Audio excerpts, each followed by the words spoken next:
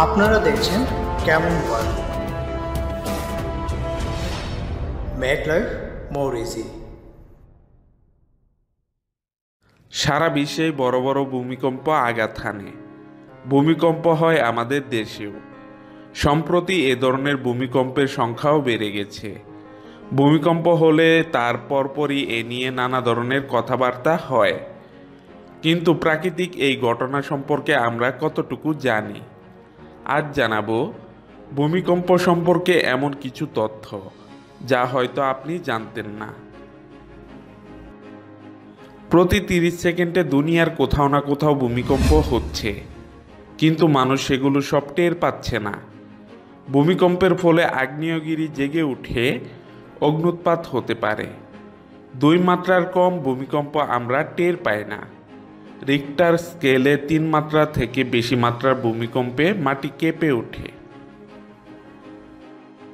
7 বা তার থেকে বেশি মাত্রার ভূমিকম্পে গোটা একটা শহর ধ্বংস হয়ে যেতে পারে। বিশ্বের সবচেয়ে বেশি মাত্রার ভূমিকম্প হয়েছিল চিলিতে 1960 সালে।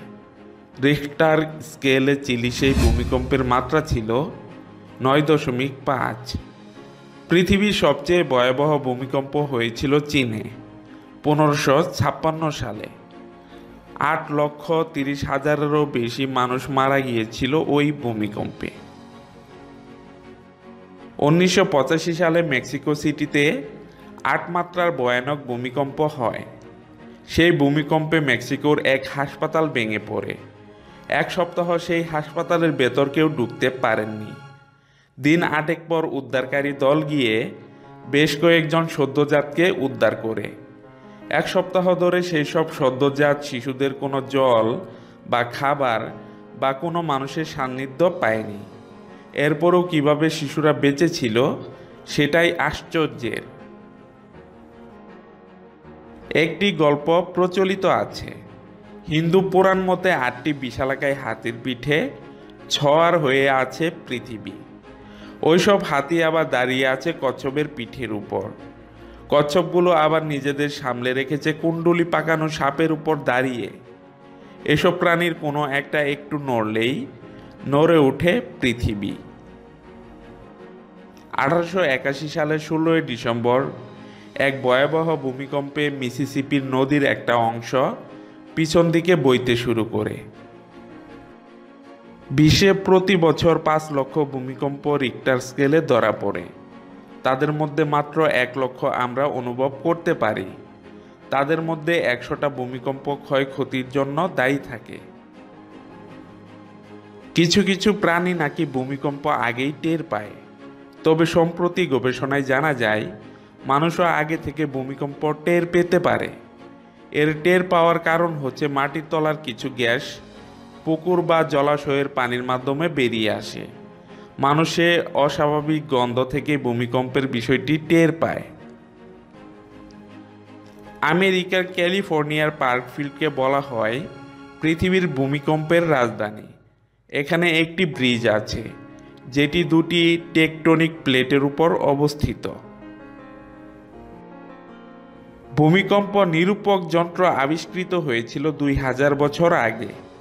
তৈরি করেছিলেন চীনের বিজ্ঞানী জ্যাং হ্যাং। প্রাচীন গ্রিকরা মনে করত ভূমিকম্প হয় তাদের সমুদ্র দেবতা পসিডনের কারণে। রেগে গেলে মাটি ধরে জাকি দেয় সমুদ্র দেবতা। দক্ষিণ গোলার্ধের চেয়ে পৃথিবীর উত্তর গোলার্ধে ভূমিকম্প বেশি হয়। প্রতি বছর জাপানে 1,500 বার ভূমিকম্প হয়। আর জাপানি পুরাণে আছে নামাজু নামের একটি ক্যাটফিশের কারণে ভূমিকম্প হয়। ইনকা সভ্যতার ভাস্কর্য এমনভাবে তৈরি হয়েছিল যা যে কোনো বড় ধরনের ভূমিকম্প প্রতিরোধ করতে পারে। সেই স্থাপত্য ভাস্কর্যগুলো বেশ কয়েকবার মাঝারি মাপের ভূমিকম্পের মুখে পড়লেও কোনো ক্ষতি হয়নি।